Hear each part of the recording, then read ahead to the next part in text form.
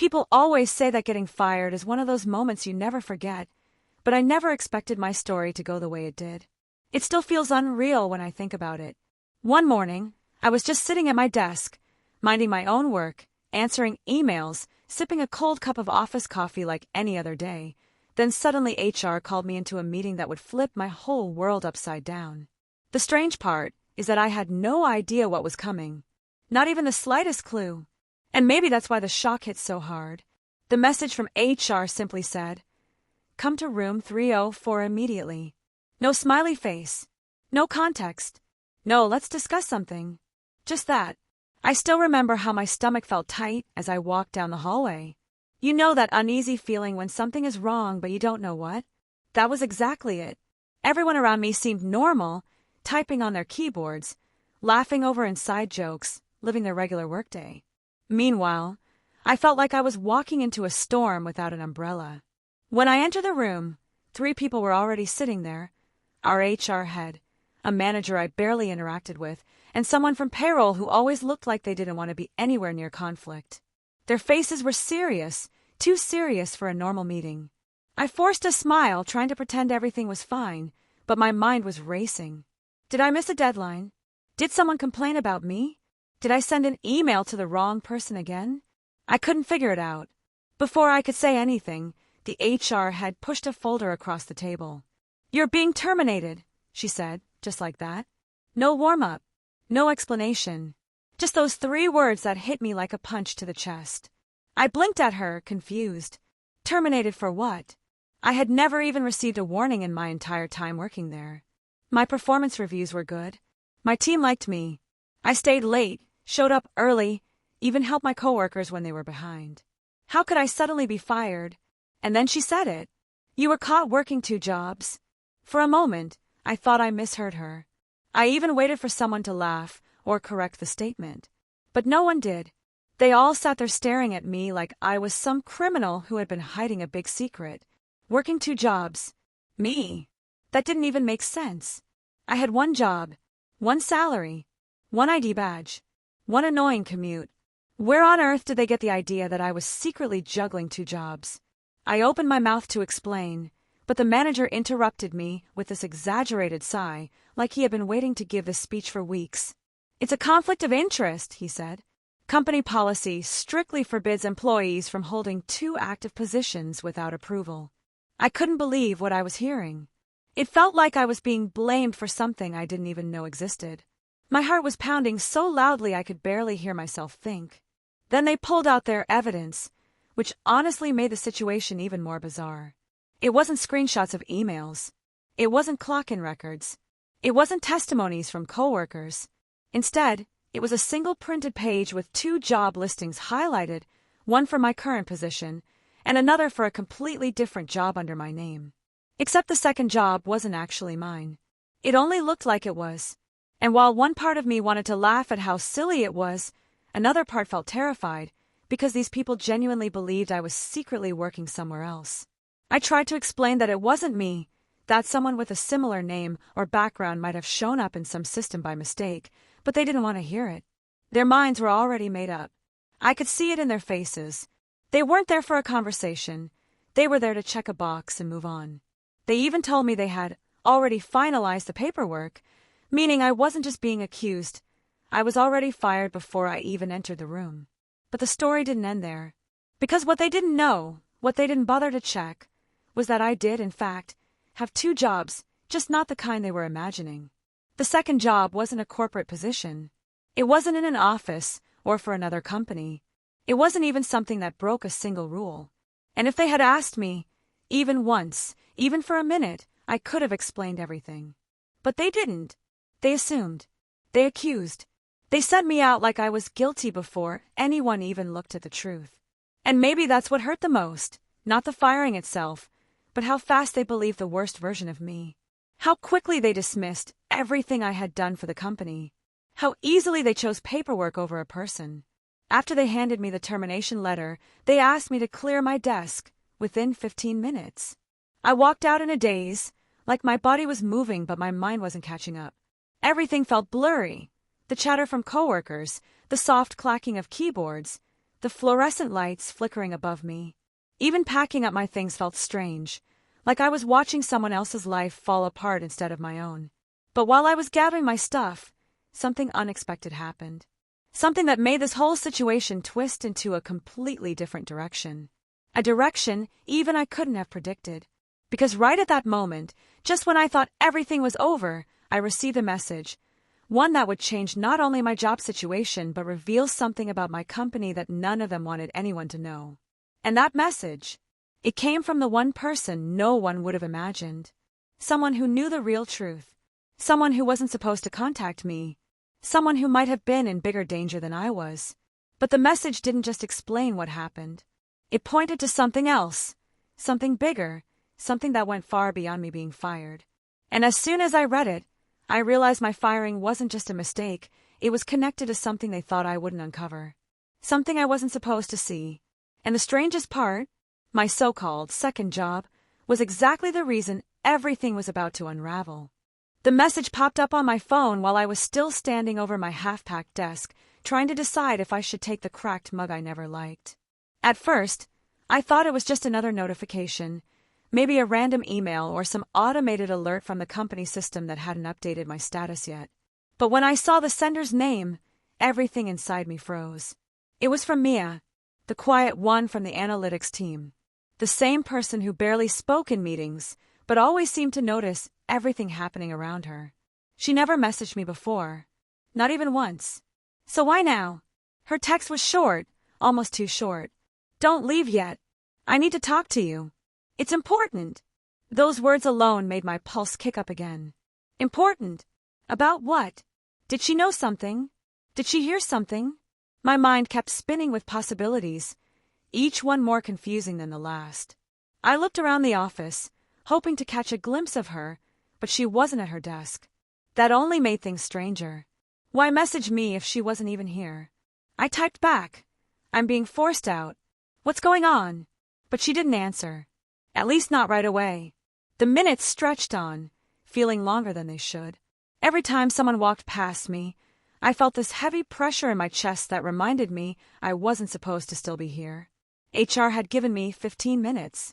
15 minutes to erase 1.5 years of my life at this company. 15 minutes to disappear. I kept waiting, staring at my phone like it held the secret to everything that went wrong. Eventually, another message appeared. This time it was even shorter. I'll come find you. Don't leave the floor. And that was it. No explanation. No reassurance. Just another unclear instruction that somehow made the situation feel even more intense. I tried to calm myself, but the longer I waited, the more questions piled up in my head. Why would Mia reach out to me, specifically? Why didn't she want me to leave the floor? What did she know that could possibly be related to me being fired for working 2 jobs? And how did any of this make sense in the first place? My hands were shaking slightly, though I tried to hide it. People were still around me, but no one knew what was happening. They didn't know I'd just been kicked out. To them, I was just packing up some office stuff like it was a normal day. But inside, everything felt like it was breaking apart. I kept thinking about the HR meeting, and that confusing second job listing that wasn't even mine. And then the thought that scared me the most slipped back into my mind, the part they didn't know. The part they didn't check. The part they assumed wasn't important. Because yes, technically I did have a second job.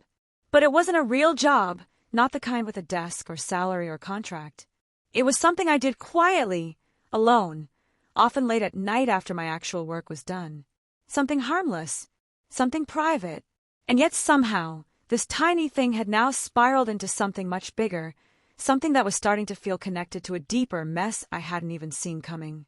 I was still thinking about all of this when someone tapped me lightly on the shoulder.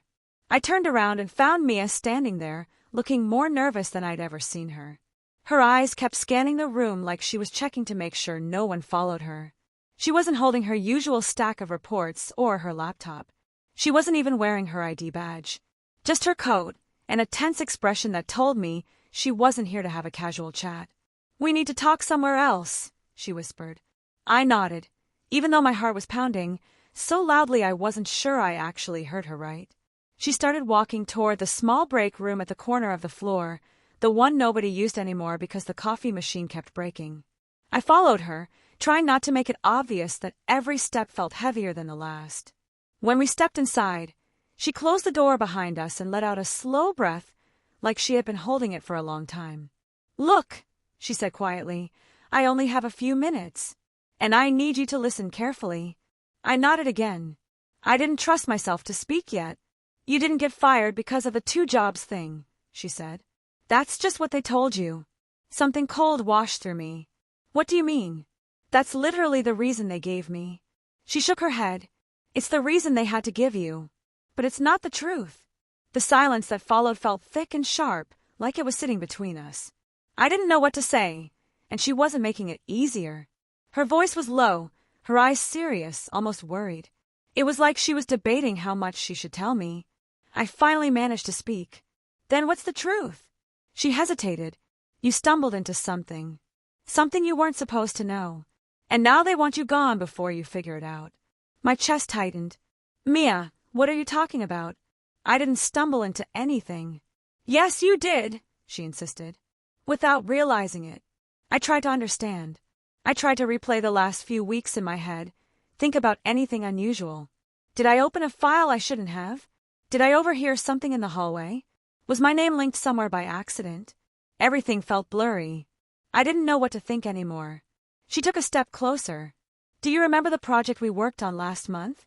The one with the employee data cleanup?" I nodded slowly. I remember that project well.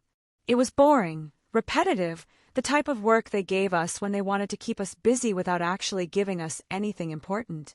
"You saw something in that database," she said softly. "Something that wasn't supposed to be there." I frowned. "I don't remember seeing anything weird."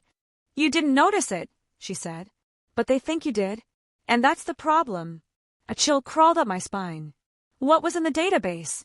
She looked toward the door again before answering. "I can't say everything. Not here. Not now. But the 2nd job listing they showed you? The one supposedly under your name? It wasn't a mistake. It was put there." My breath caught. "Put there? By who?" Her eyes met mine, full of things she wasn't ready to say out loud. "Someone who needed you removed, quietly." My stomach twisted. None of this was making sense, yet somehow everything inside me told me she wasn't lying. And the worst part was that something about it felt familiar, like pieces of a puzzle I hadn't known I was solving were finally starting to click. I asked her the one question I was almost afraid to hear the answer to. "Why me?" She swallowed. "Because your 2nd job, the real one, is connected to all of this. More than you think." My heart thudded painfully. "But my 2nd job isn't." "I know," she cut in. "But they don't care what it actually is. They care what they can make it look like." I didn't know what to say. I didn't even know what to feel. Everything was tangled. Fear, confusion, anger, disbelief. I tried to catch my breath, but the room felt smaller than it should. Mia stepped back, her voice dropping even lower. "I shouldn't even be telling you this. I could get in trouble. Serious trouble. But you deserve to know that this wasn't your fault. Someone set you up." I stared at her, searching her face for anything, any clue, detail, explanation, but she was already pulling away, already looking toward the door again like she needed to escape before someone noticed her missing. She reached for the handle, paused, and glanced back at me. "Don't trust anyone from management. And don't leave the building yet. Not until you hear from me again." Then she left, and I was alone again, standing in a silent break room with a half-packed box waiting at my desk and 1,000 unanswered questions hanging over me. Somewhere deep inside, I felt it. The story wasn't just about being fired anymore. Something else was happening. Something hidden. Something dangerous. And somehow, I was in the middle of it. But the real shock came a few minutes later when I returned to my desk to find another message waiting for me. This time, it wasn't from Mia. And the moment I saw the sender's name, everything inside me tightened because this message wasn't just unexpected, it was impossible.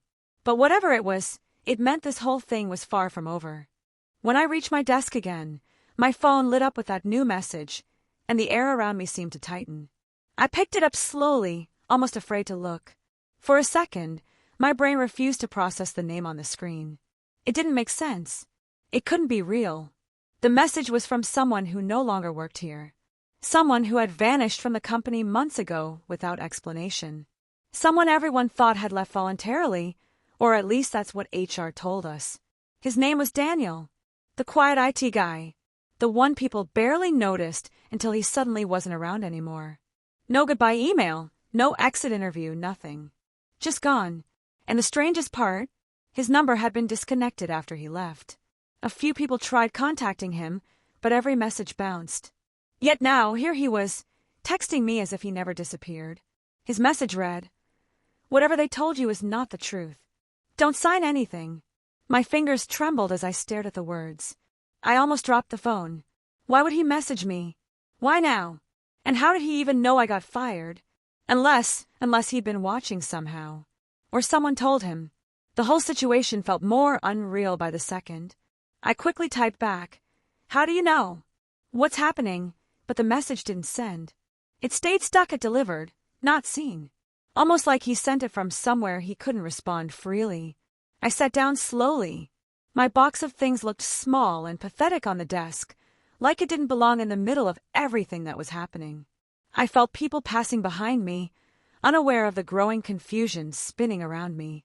I kept staring at my phone, hoping for another message, hoping for anything, but nothing came. It was then I noticed something else.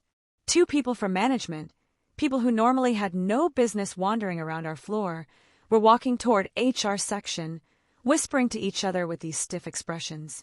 It could have been unrelated, but after what Mia said, it felt like everything happening around me was connected somehow. I looked over my shoulder again, just to make sure no one was watching me. My heart was beating too fast.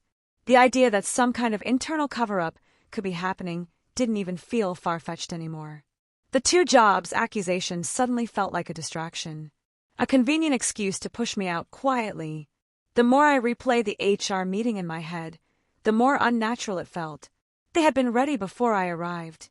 Paperwork done. Faces tense. No questions asked. And now Mia knew something. And Daniel, someone who disappeared, was warning me. It felt like I'd been dragged into a story I didn't sign up for. A coworker, Lena, passed by and paused when she saw my desk half empty. "Hey, are you moving floors?" she asked casually. I forced a weak smile. Something like that. She didn't press. She walked away, talking to someone about weekend plans like everything was normal. That's what made this so unsettling. How normal everything looked on the outside while my world quietly cracked open on the inside. I decided I couldn't just sit there. I opened my laptop, even though HR would probably shut down my access soon. I clicked into the internal systems, not sure what I was even looking for. Maybe some trace of that mysterious second job listing. Maybe something in my activity logs. Maybe something in the employee database Mia mentioned. But everything seemed unchanged. Normal. Clean. As if someone had already scrubbed it before I got there. Then I noticed something in the audit log. A tiny detail most people wouldn't pay attention to. There had been an access to my employee profile early this morning. Someone from the IT admin group. But the name of the person was missing. The log just said, "Access by restricted." Restricted? I sat frozen. IT logs don't say restricted, unless someone with a very high-level override is hiding their identity. Why would anyone need to hide while looking at my file? I clicked further, but suddenly, the system logged me out. Just like that. My access revoked in real time. A notification flashed across the top of the screen. "Your account has been disabled. Contact HR for support." Instead of panic, a strange numbness washed over me. Whoever was behind this was fast, efficient, prepared. That meant Mia was right. I had stumbled into something. Something they didn't want anyone touching. But what? I sat back, trying to breathe steadily. My mind kept circling back to the employee data cleanup project. That giant spreadsheet full of names, dates, ID numbers, job histories. Hours and hours of sorting and verifying. Nothing about it felt suspicious at the time. It was mindless work. But maybe something was there. Something I overlooked. As I sat thinking, my phone buzzed again. I nearly jumped. This message wasn't from Mia or Daniel. It was from an unknown number. No name attached. It said, "Stop looking. Go home. This is not your fight." My hand shook. Someone knew I tried logging in. Someone was watching my actions, minute by minute. I felt the hairs on the back of my neck rise. I looked around the office again, suddenly unsure if one of the people sitting quietly at their desks was part of this. Every face seemed suspicious, every movement too coordinated. I typed back, "Who is this?" But just like Daniel, no reply came. I didn't like sitting still anymore. It made me feel like a target. I stood up, grabbed my half-packed box, and stepped away from the desk. I didn't want to leave the building like Mia warned, but I also couldn't stay frozen out in the open. I needed somewhere quieter, somewhere I could think without feeling eyes on me. I headed toward the back hallway near the storage rooms. Hardly anyone went there. The motion sensor lights flickered on as I stepped inside. The corridor felt colder, quieter, almost like a different building. I set the box down and leaned against the wall, trying to collect myself. Then I heard footsteps. Soft, hesitant. "Mia!" I whispered, half hoping she found me again. But the person who appeared wasn't Mia. It was the payroll employee from earlier, the one who sat silently during my termination meeting. Her name was Karina. She always seemed uncomfortable around conflict. Yet now she was standing in this empty hallway, looking pale and uneasy, as if she'd been forced to come here. She glanced over her shoulder before speaking. "I don't have much time," she murmured. "But I think something bad is happening." I swallowed hard. "You think?" She shook her head quickly. "I know." Her voice broke a little. "And I didn't think they would actually go this far. I didn't know they would drag someone else into it." There it was again, they. A group. Not just one person. "Karina," I whispered, "why was I really fired?" She looked like she wanted to answer, like the truth was sitting right at the edge of her lips, but then her expression twisted into fear. She stepped back. "I can't say more. They're already watching everyone involved. If they find out I talked to you..." "Who's watching?" I asked. Her eyes glistened. "You need to leave this floor. Now." I opened my mouth to protest. Mia told me not to, but before I could say anything, Karina whispered, "Please, just trust me." Then she hurried away, disappearing down the hallway before I could take a step toward her. I stood frozen, torn between two warnings. Mia said don't leave. Karina said leave immediately. Who was right? Which danger was bigger? I picked up my box again, my heartbeat loud in my ears. I took a step forward, ready to move, but then my phone buzzed one more time. A new notification. A picture. From an unknown sender. And the picture was of me. Taken just seconds ago. From behind. Someone was watching me right now. And I suddenly understood. The real danger hadn't even begun yet. The picture on my phone didn't look real at first. It was blurry, taken from the far end of the hallway, but there was no doubt it was me, holding my half-packed box, standing exactly where I was at that very moment. My breath caught in my throat. I spun around instinctively, but the hallway behind me was empty. No footsteps. No shadows. Just the soft hum of the lights overhead. Someone was close enough to take that picture, yet hidden well enough that I couldn't see them. My fingers tightened around the phone. A new message followed the image. Wrong place. That was it. 2 words. Cold. Direct. Almost like an instruction. The kind of message someone sends when they believe they're in control. I backed away from the wall slowly, trying to keep my breathing steady. All the warnings from Mia and Karina were crashing together now, forming a storm inside my head. One telling me not to leave the floor. The other telling me to run before it was too late. And now someone unseen was guiding me like a piece on a chessboard, telling me where not to be. I didn't know which threat was worse, staying or leaving. Still holding my box, I stepped into the main office area again. The normal sounds of typing and quiet conversations felt wrong now, like a cover for something darker. No one looked at me, but it felt like someone was. Maybe more than one person. My phone buzzed again and I nearly dropped it. This time it was from Mia. "Where are you? Don't go anywhere alone." My stomach twisted. I typed quickly. "I'm near the storage hallway." Someone sent me a picture. "They're watching." Before I could hit send, the typing bubble appeared on her side, then vanished. I stared, waiting. But she didn't respond.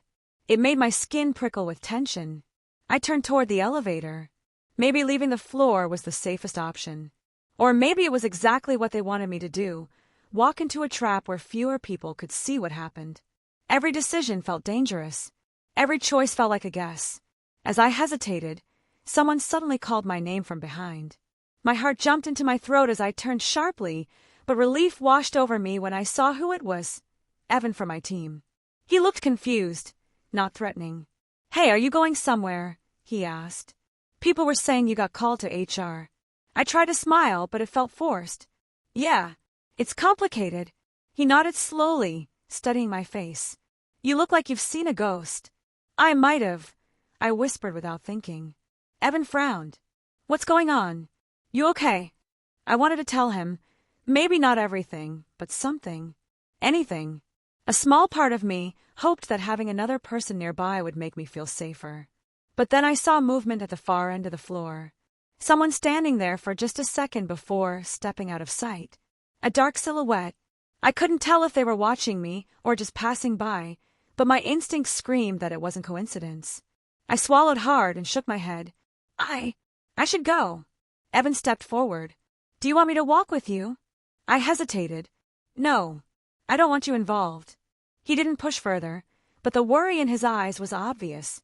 As I walked away, I heard him exhale, like he knew something was wrong but had no idea how to help. I reached the elevator and pressed the button. My phone buzzed again, this time. Another unknown number. "Don't take the elevator." My blood went cold. I pulled my hand back like the button burned me. Whoever this was, they were close, watching my every move. And they weren't guessing. I had just touched that button. How did they see that? I stepped back and looked around. No one seemed to be looking in my direction. But then again, someone had taken a picture of me earlier without being seen. Whoever they were skilled. The elevator dinged open behind me, empty and waiting. I didn't step inside. A moment later, someone else did, one of the managers. She barely glanced at me before stepping in.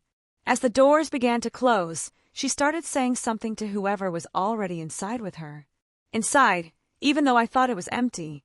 My heart hammered. The doors shut. I turned away quickly, gripping the box so tightly my fingers hurt.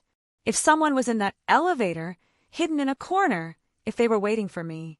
My legs moved before I made a decision. I headed for the stairwell instead. The heavy door creaked softly as I pushed it open. Cool, stale air hit my face. The stairwell was quiet, too quiet. Each sound echoed, the click of my shoes, the rustle of the box. I kept my back to the railing, so I could see the entire space. Then, faintly, I heard footsteps above me. Slow, heavy, controlled.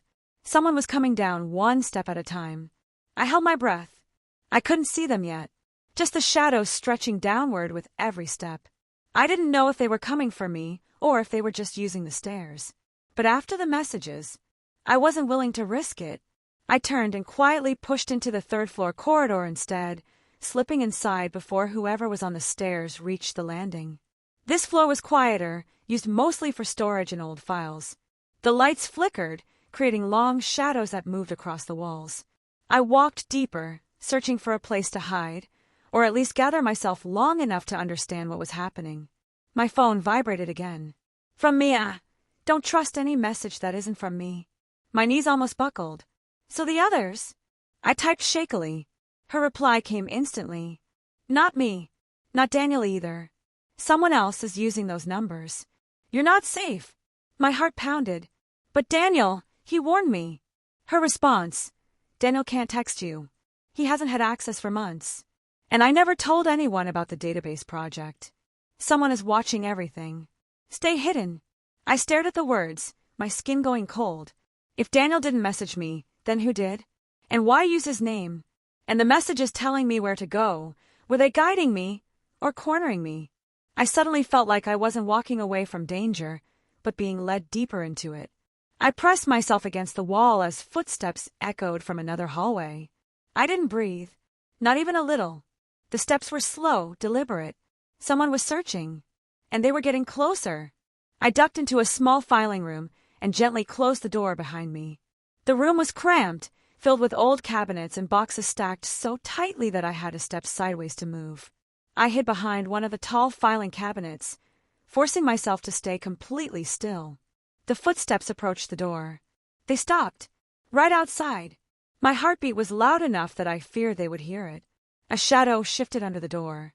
Then, slowly, too slowly, the doorknob began to turn. My phone buzzed again, barely noticeable.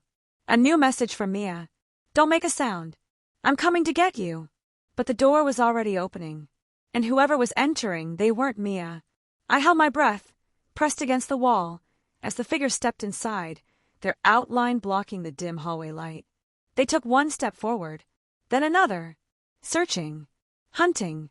I could feel their presence in the room, feel the tension tightening around me like a wire. And right when they reached the edge of the cabinet I was hiding behind, footsteps sounded outside again. A voice said, "Hey, what are you doing here?" Two people, now both standing just outside the filing room.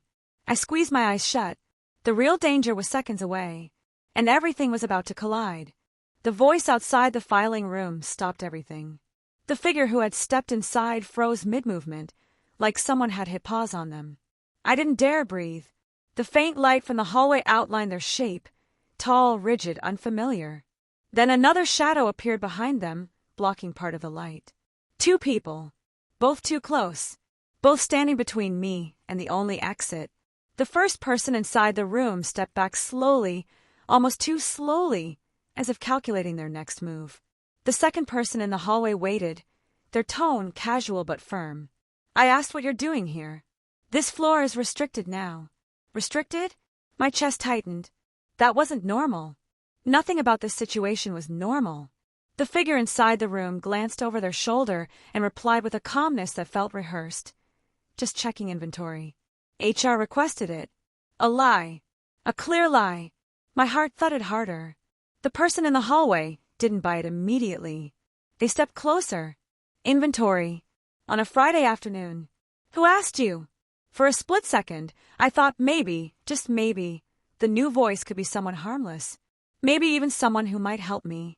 But then the figure in the doorway said something that made the air shift. It's already been reported. You don't need to get involved. Their voice was steady low. A warning. A soft tension settled in the hallway. The kind that happens when one person realizes they've stepped into something they shouldn't have. After a moment, the second voice sighed. Fine. Just make it quick. Footsteps retreated down the corridor. The hall lights flickered once. Twice. Then quiet again. I pressed my hand against my mouth, trying to steady my breathing. The person inside the room stood still until the hallway was completely silent. Then they exhaled softly and stepped back further inside. The worst part was that I still couldn't see their face. They moved toward the other side of the room, rearranging a few boxes, pretending to work, while I remained hidden, my pulse racing. For a second, I thought I could slip out quietly, but then they turned slightly, and their hand dropped to their side. Their fingers were holding something. A phone. Not pointed at me, but turned slightly, screen reflecting the faint light. Like they were waiting for an update. Or instructions. My stomach twisted again. And then their phone buzzed. One short vibration. They glanced at the screen and stiffened. I had no idea what the message said. Only that whatever it was, it changed something in their posture. They suddenly moved toward the door again, closing it softly but not fully. Their next steps were quieter, slower, like they were listening for something. I didn't know if they sensed me. I didn't know if they were waiting for me to move, or if they were waiting for someone else entirely. My phone buzzed against my palm, and I nearly dropped it.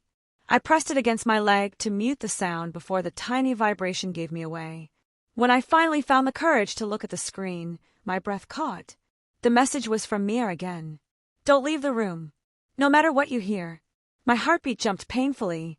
What'd I hear? What did she know was coming? Before I could respond, another message from her arrived. They're not looking for your files. They're looking for you. My skin prickled with cold. The figure in the room shifted slightly, like they were waiting for something to happen. The door was cracked open, just enough for me to see a slice of the hallway, empty for now. Then, out of nowhere, the lights on the entire floor flickered again. This time they didn't come back on right away. A beat of darkness. Silence deeper than before.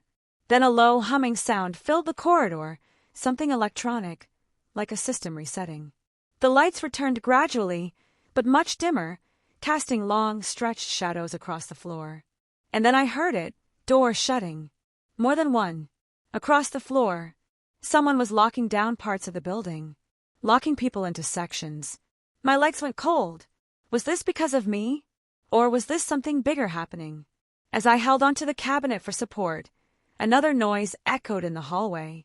Running footsteps. Hard, fast, urgent. But not coming toward the filing room, running past it.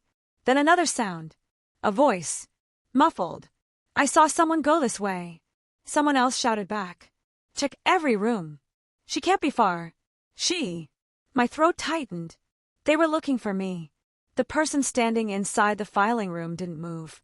They just stood there, as if waiting for the others to search nearby. Their stillness felt unnatural, almost calculated. Then their phone buzzed again. They checked it, and this time they spoke softly under their breath, a whisper I barely caught. 4th floor. Move now. They slipped out of the room without closing the door fully, footsteps quick now, heading toward the stairwell. I waited, counting the seconds, until their sound faded completely. Then I dared to breathe, but only for a second, because another message appeared from Mia. They're splitting up. Someone else is still on your floor. Don't step into the hallway yet. My hands shook as I typed. Why is this happening? What is this about? I watched the screen, praying she'd answer fast. She did. It's about the missing employee records. Not all of them were deleted. I blinked in confusion. Missing records? Deleted files? What does that have to do with me? I typed back. Her answer came quick. Too quick. Because one of them is yours. My lungs seemed to stop working. My record? But I was still employed up until an hour ago. Why would my record be missing? Why delete it? Unless someone was trying to erase something connected to me. Something I never knew about. Before I could respond, another message appeared, this time not from Mia, but from the unknown number again. You're running out of places to hide. I froze. I didn't dare move. Footsteps echoed down the hallway again. Slow, careful. Someone searching the rooms one by one. A door opened somewhere close. Papers shuffled. Cabinets moved. They were getting nearer. My chest rose and fell quickly, silently. I pressed myself tighter against the filing cabinet, knowing it wouldn't hide me forever. Then something unexpected happened, loud enough to make me jump. A crash echoed from the far end of the floor. Glass breaking. Someone shouted. Another voice yelled. She went downstairs. The footsteps near my room paused for a moment, then rushed away in the opposite direction, chasing the noise. But I knew that sound hadn't come from me. Someone had caused a distraction on purpose. My phone buzzed again. Mia. That was me. You need to move. Now. Before they realize. A flood of relief hit me, so fast my knees nearly gave out. I grabbed my box, steadied myself, and slipped out of the filing room into the dim hallway. My steps were silent, careful, but my heart was loud. As I turned the corner toward the emergency stairwell, another message appeared. But this time not from Mia. Not from the unknown number. Not from Daniel. It was from someone I hadn't heard from in months. A name I never expected to see again. My replacement. The person who supposedly took my job before I was even fired. Their message was simple. Stop running. They're not after you. They're after me. And you're standing in the middle of it. I froze mid-step. Because suddenly, everything stopped making sense at once. And started making sense at the same time. Someone else was pulling strings. Someone else was using my name. Someone else was hiding behind my records. And the truth, whatever it was about to be much darker than anything I had imagined. And I was already too deep to get out. The moment the door swung open, I felt every ounce of tension in my body gather in one place. It was like the air shifted around me.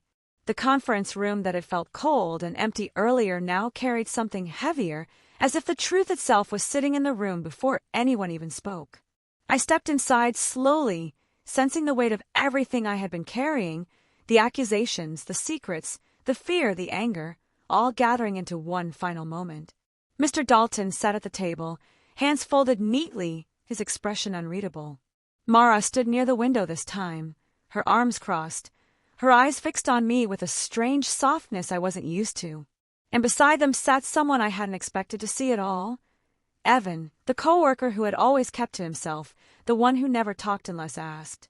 I froze for a second, unsure why he was here. He glanced up at me with a nervous, almost guilty look. That's when I knew something big was about to come out. I took a seat, trying to steady my breathing. Mr. Dalton cleared his throat lightly, then looked straight at me. Before we address anything, I want to be absolutely clear. What we've learned in the last hour changes everything. A cold shiver crawled up my back. His voice wasn't accusing. It wasn't defensive. It wasn't even angry. It sounded like someone who realized they might have made a mistake. What did you learn?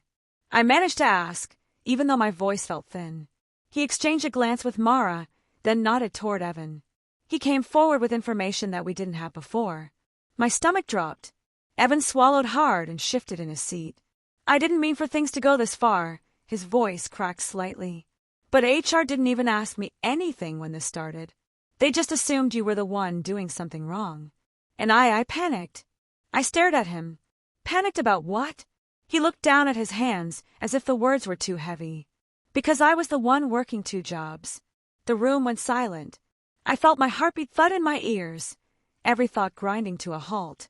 For a second, I wondered if I misheard him. But the guilt in his eyes made it real. You? I whispered. He nodded miserably. Yes. I never meant to drag you into it. I used your login once by accident, months ago, when we were working late and the system crashed. I didn't think it mattered then. But when my second job started asking for more hours, I used your login again to access some files faster. I know it was wrong. I know it was stupid. And then when HR started asking about unauthorized access, he looked up, eyes filled with regret. I didn't correct them. A sharp rush of disbelief and anger hit me all at once. I had been blamed, interrogated, and pushed into defending myself over something I never did. And the real culprit had been sitting just a few desks away this entire time, silent. Mara let out a slow breath. This changes our entire investigation. We now know the records weren't lying. There was someone connected to 2 jobs, using company time. But it wasn't you. I leaned back slowly, trying to absorb it all. Part of me felt vindicated, but another part felt like the ground beneath me had shifted. If Evan was the one working 2 jobs, then why did someone tell HR it was me? And why did the system flag my name more than his? Something still didn't feel right. Mr. Dalton folded his hands again. There's more. My whole body tensed. The reason Evan's second job didn't show up in our system is because it wasn't actually another company. He paused as if choosing his words carefully. It was a division of our parent organization. My eyes widened. So he wasn't working for a competitor? No, he said. But someone higher up didn't want that connection known. Someone who pulled your name because it was easier to blame you. A chill spread through me. Who? He hesitated. Mara stepped in. We can't give you the name yet. Not until we verify everything. But what you should know is this. Someone used you as a cover. They wanted to hide that an internal employee was juggling 2 roles under the same corporate structure, which violates internal policies even if it doesn't break outside rules. I felt the anger rise in my chest. So I wasn't just a victim of a misunderstanding. I was a target used to shield someone else. Evan looked up with teary eyes. I'm really sorry. I didn't know someone higher up was involved. When they asked questions and your name came up, I panicked because I thought if I took the blame, I'd lose both positions. I never imagined it would spiral into you getting fired. His words shook a piece of me that wasn't anger but exhaustion. I didn't know whether to yell or just sit there and let it sink in. Mr. Dalton leaned forward. There's something you deserve to see. He slid a folder across the table. My hands trembled slightly as I opened it, expecting documents or logs. But instead, I saw printed emails between 2 senior managers I barely interacted with. The text wasn't just suspicious. It was shocking. They were discussing rerouting suspicion, protecting internal hires, and most disturbingly, using the terminated employee as a buffer. I felt my throat tighten. So they planned to use me from the beginning. We don't know how long, he said, but it's clear you were chosen specifically because you were easy to blame. My breath caught. Why me? Mara lowered her eyes. Because you didn't have connections in upper management, and because your position made you replaceable in their eyes. They thought you wouldn't fight back. My jaw clenched. All the confusion I'd been carrying suddenly transformed into something sharper, something that made my pulse race not from fear, but from the urge to uncover every single layer of this lie. "I'm not letting this slide," I said quietly. And that's when Mr. Dalton looked at me with an expression I had never seen from him before, one that carried both fear and respect. "That's why," he said. "You need to know the final piece." He slid another paper forward. This one wasn't an email, it was a report. A report with my name on it. A report that I had never seen before. A report claiming I had been assigned a confidential project 2 weeks before my firing. Something I had never been told about. Something I had never worked on. Something that meant someone had forged documentation under my identity. I felt a chill ripple down my spine. Why would someone create this? I asked, my voice barely steady. "To give themselves access," he said simply. "Access only you were supposed to have." My mind spun. Someone higher up wasn't just using me as a cover, they used my name to get into something important, something sealed behind restricted permissions. And now that the truth was coming out, that person was going to do anything to keep it buried. Evan wiped his eyes, whispering, "They're not going to stop now." And in that instant, all three of them looked at me with the same expression, fear for what might come next. Before I could respond, my phone buzzed quietly in my pocket. I pulled it out, expecting a message from my cousin or a notification. But it wasn't either of those. It was an email, sent just 2 minutes ago, from an anonymous address. And the subject line made my heart slam against my ribs. "Stop digging. This is your final warning." The room froze around me as I opened it with trembling hands. And what I saw inside wasn't just a threat. It was proof that someone was watching me in real time. Someone who knew exactly where I was. Someone who wasn't finished with me yet. And the final twist hit me like a punch. Because at the bottom of that anonymous email was an attachment. An attachment with the name of the other job HR thought I had. Except this time, the file had a new name added under it. One that made my breath stop cold. It wasn't Evan's name. It wasn't mine. It was someone I trusted even more. Someone I never suspected. And as the realization formed in my mind, everything I thought I understood about this conspiracy shattered in an instant. When I finally opened the attachment, the room around me faded into a blur. The name glowing on the screen didn't make sense at first. I blinked, stared, then blinked again, hoping my eyes were tricking me. But the letters stayed the same, sharp and unmistakable. It was the last person I ever expected to be tied to any of this. Someone who had stood by me through every confusing twist. Someone who had looked just as shocked as I was when the truth started unraveling. It was Mara. For a moment, I couldn't even breathe. I kept thinking there must be some mistake, maybe some kind of glitch, maybe a fake file. But the timestamp, the metadata, the internal codes, everything was real. Behind the document trail, behind the forged logs, behind the rerouted emails, her name was deeply woven into all of it. She wasn't an innocent bystander. She wasn't just an HR representative caught in the chaos. She had been part of the structure that built this entire mess. I looked up slowly, and she was still standing by the window, her arms crossed, her face strangely calm. Maybe she didn't know what was in the file. Or maybe she did. That uncertainty froze me even more than fear. Mr. Dalton sensed the shift in my expression. "What's wrong? What did the email say?" My voice came out low, almost cracking. "It says the second job was linked to Mara." The room turned silent like someone had shut off all the air. Evan looked up sharply. Dalton straightened in his chair, his jaw tightening. But Mara didn't move. Her face didn't even flinch. She just kept staring out the window, as if she had been waiting for this moment to arrive. Finally, she turned around, her voice steady. "Show me." I handed her the phone, watching closely, expecting a reaction. Shock, denial, anger. But instead, she let out a long exhale, almost peaceful, and handed it back. "I knew this might happen," she said quietly. Dalton stared at her. "Mara, explain yourself." She pressed her lips together, choosing her words slowly. "I wasn't the one working 2 jobs, but I was the one who cleared the access that made it possible. I approved it thinking it was for a temporary project. Someone higher up told me you," she looked at me, "had been selected for a confidential assignment. They said it needed my approval, nothing more." My chest tightened. So you didn't knowingly set me up? No, she said, shaking her head. But I handled the paperwork, and that made me the perfect scapegoat. If anything came out, they could point fingers at you and me while they walked away clean. She sighed.